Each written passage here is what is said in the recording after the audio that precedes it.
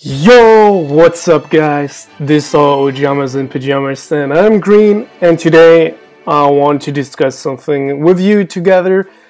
And here, speaking of discussion, you see on the title that we're discussing Monarchs today, because today was the TCG release date of the new structure deck, and I wanted to take a shot at the matter and explain something about Monarchs and why they will be good in our meta game, and will they be meta relevant, yes or no. And yeah, just talk about the cards, new cards, old cards that might be important, all that stuff. So let's get going.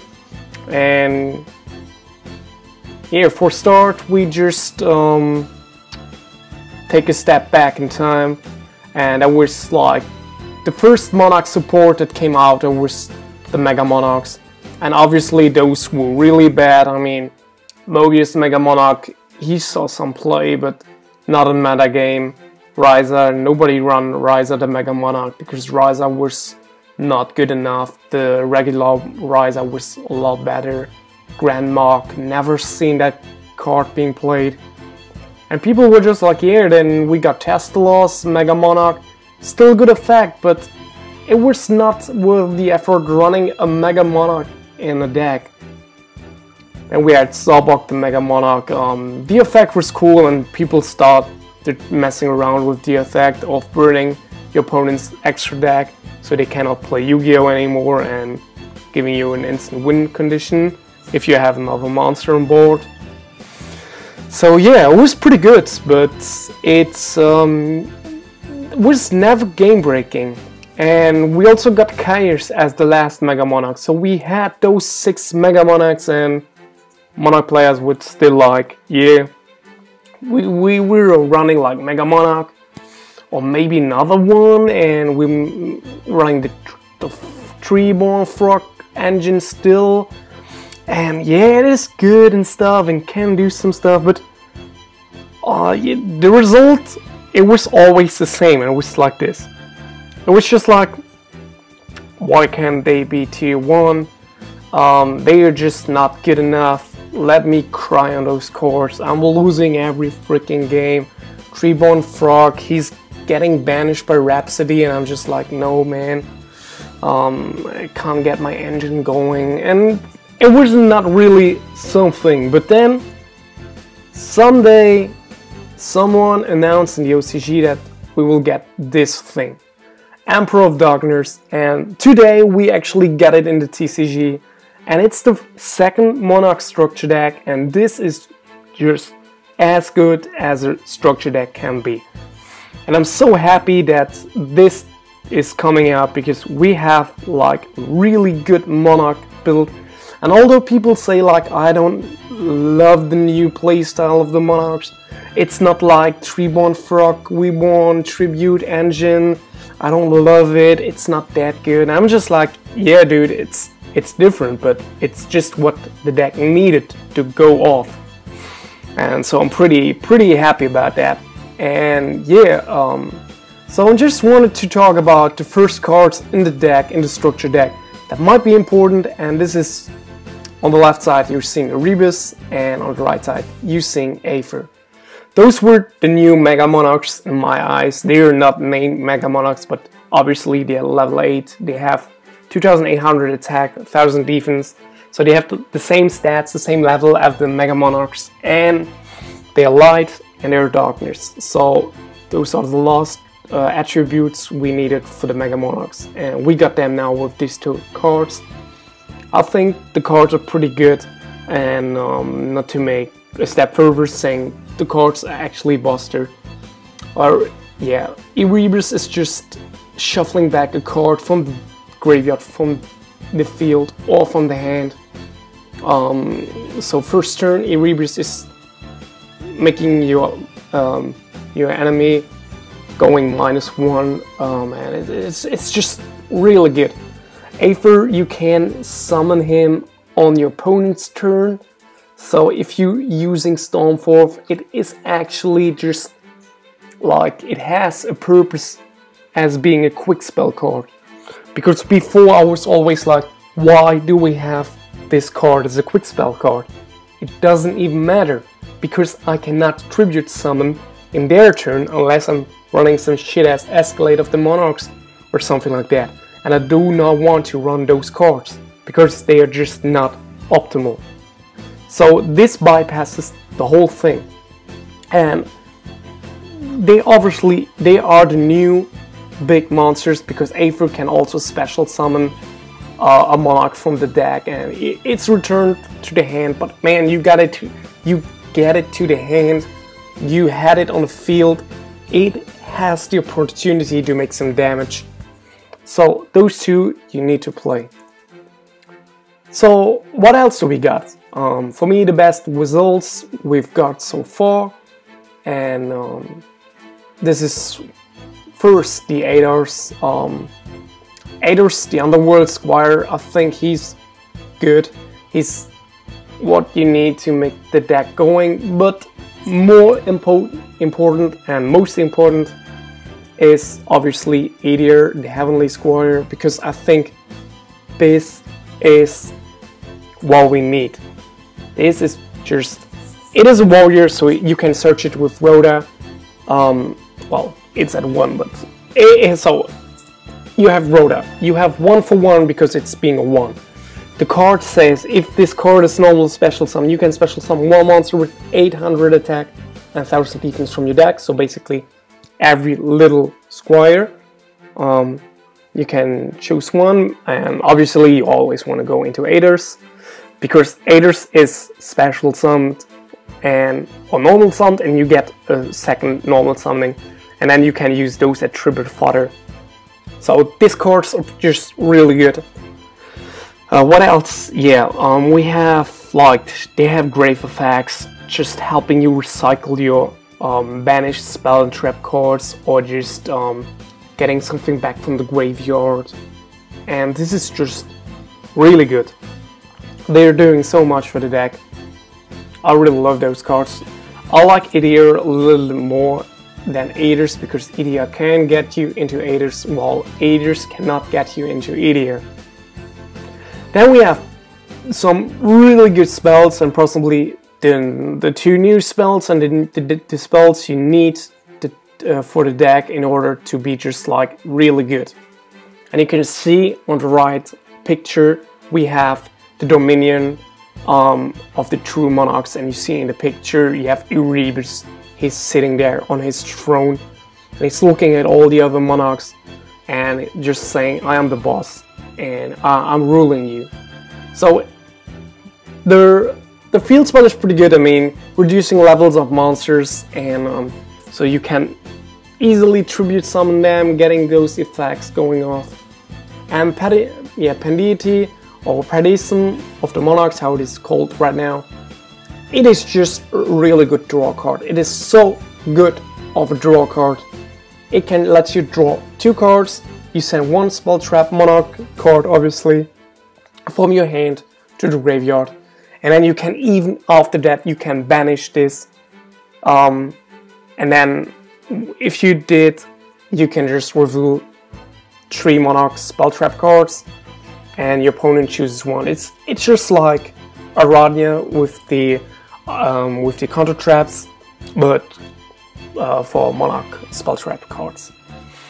And the Dominion, he doesn't allow your opponents to special summon from the extra deck if you control a tribute summon monster. So this card on the right side is just really good. And Penditi or Paradism, it's just adding consistency to the deck. I really love those 2 cards, and yeah, you probably know everything about them. So how to play the deck? How to play the deck. There are 2 variants. I'm just going to speak of the first, because the second we cannot play it until February, mid-February, when the Wing Raiders are released, because then we will have access to a few cards that will just allow you to play differently.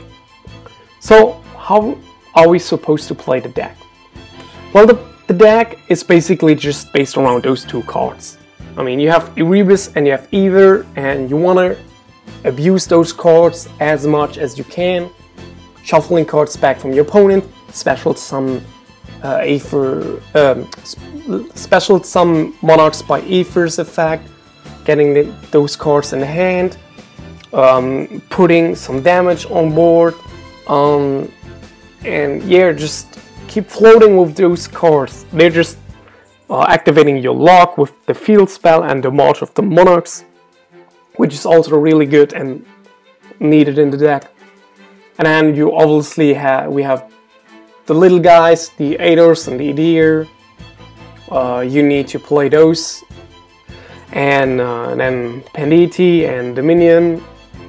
And I think like there are 2 other cards that are not coming in the structure deck. So if you want to get those cards, it's probably too late, I don't know, but if you can, get those cards as fast as possible, because it's on the one side we have Chaos, the Mega Monarch. He's pretty good. He lets you destroy cards, and if you destroy dark monsters, you can just check your opponent's main deck, graveyard, and everything, and just banish all the other copies of the card, and that's pretty good. And you can also run Mega Teslas. I think it's pretty good. And just looking at your opponent's hand, discard a card, getting some information is really good in Yu-Gi-Oh! And there are a lot of cards that are forbidden, like Trap Dust Shooter, or how is it called, that spell, trap card that lets you do the same thing, but it's a trap card, so you need to set it, and you can activate it on the next turn. With Mega Teslas you can do the same thing, but instantly. But the other card I want to speak of is Curse the Light Monarch. Because Curse, if normal or special summon, you can target up to 2 cards on either on the field, so either side of the field, destroy them, and each player draws cards in the amount of cards being destroyed on his side of the field. So Curse is just blowing up your opponent's board to get rid of monsters, or you can just use it on your cards to get draw power, which adds some consistency to the deck, which is in my opinion really needed, as we have seen in the OCG. The deck can sometimes get those bricky hands, so you just want to add more consistency, and doing it with a Monarch is also letting you put up a monster on board, which I always prefer, because monsters are winning the game. It's not spells, it's not traps, it's monsters that'll let you win the game. So, next we have a proposed skeleton or deck proposed. How you could play the deck. I'm not saying that this is my build, because I'm going to play this deck, but this is just like an all-round accepted build, how you could play the deck. So you see the big guys, the 6 big guys, then Mega Kaios. Like I said, you can also run Mega Teslas. Then you have Aetors and Aether, Aether, sorry, and then you have also the double Couriers. We have 1-for run, we have Rotor, with Panditi. We have the Search card for the Monarchs. We have the Foolish Burial, we have the Stormfall, which is just like Bustard. It's really good against Cosmos. Then we have the Dominion Field Spell, you need that card. Then I added this card, I don't remember the name, but basically it just lets you search more, and it rewards you by tribute summoning, which I think is really good. Then we have March of the Monarchs, like March and Dominion with the tribute summon monster is the lock, a really hard to overcome lock. And then we have Twin Twister. Twin Twister, you need a card because like game 1 you just don't need it as much, because maybe you use it to kill some back row, but your opponents are mainly playing Pepe, so you will use it on the scales. But going game 2nd and game 3rd, those 2 games, they will just be like crazy, because you have to deal with Mask of Restrict or fucking additional back row, effect veilers, And while you cannot stop Effect Veilers by Twin Twister, you can stop the back row hate, you can stop the Mask of Restrict, which is just like the card that will kill you most. And then we have the new trap card, the original Monarch, that just special summon itself from the grave, giving you an opportunity to use as tribute fodder. And I used Escalation of the Monarchs to tribute summon on their turn, but it's not needed. It's a cool tag. And then hand traps, Effect Veiler 2 off or 2 maxi, whatever you prefer. And at the side you could run what you want. You could run Zorborg, you could run Majesty Fiend, Vanity Fiend. But if you want to play this deck, and you have to prepare for mirror match, because a lot of people, due to the low price of the deck, will play this deck, and having Mask of Restrict going into the mirror match is not good, because you lock yourself out of the game. Fog King does the same thing. It locks yourself out of the game, but it gives you a really big beat stick, or possible big beat stick, which still lets you win the game, because as I said, games are won by monsters, not by traps or spells. So in a mirror match, I would always prefer having triple Fog King instead of a Massive Restrict. While playing another deck, obviously like BA, I would just use Mask of Restrict instead of Fog King, because I do not use my monsters I want to keep on the field to just get another monster on board. So yeah, in February we will have a second version, and people say it's a better version of the deck coming out, and it will be playable due to the new cards, Super Quantums, like Super Quantum Blue Layer and Super Quantum Red Layer. Those two cards that can generate like a circle that is comparable to the Tree-Born Fog. You will have every turn you will have a monster to tribute, and those two cards, they will allow you to keep your deck consistent as a tribute engine. Therefore you need emergency teleports. I'll list them because this card is just like the most important, and now it's kind of cheap, so pick it up now, because that card will rise in prices unless you already have them. My conclusion, what are positive aspects of the deck? It will be meta relevant, I'm not going to deny that. I mean, the deck is pretty good. It has strong beat stakes, and it has some consistency somehow. I'm just saying somehow because I already pointed out that it can get those hands where you have really problems to get the play going on, and if they Veiler your Idiot, you basically lost. But yeah, that's everything. I mean, they also have a great lock with the field spell and with the March. Negative aspects, they are not on level with Pepper, but every other deck is not on level with Pepper in terms of consistency and doing the thing you want to do as directed as they do. So it's not really negative for me, but obviously I have to point it out. And like I said, it can get those hands where you just basically lose the game because you're not getting some rotation. And yeah, problematic second and third duels of a match, because Mask of Restrict and Fog King are cards that are just crippling your deck, and you need those MSTs or those Twin Twisters. So yeah, thank you for watching. We would just appreciate if you leave a comment down below to share your thoughts with us, and if you like the video, please click on the like button and subscribe if you want to support us. And yeah, this was me, Green.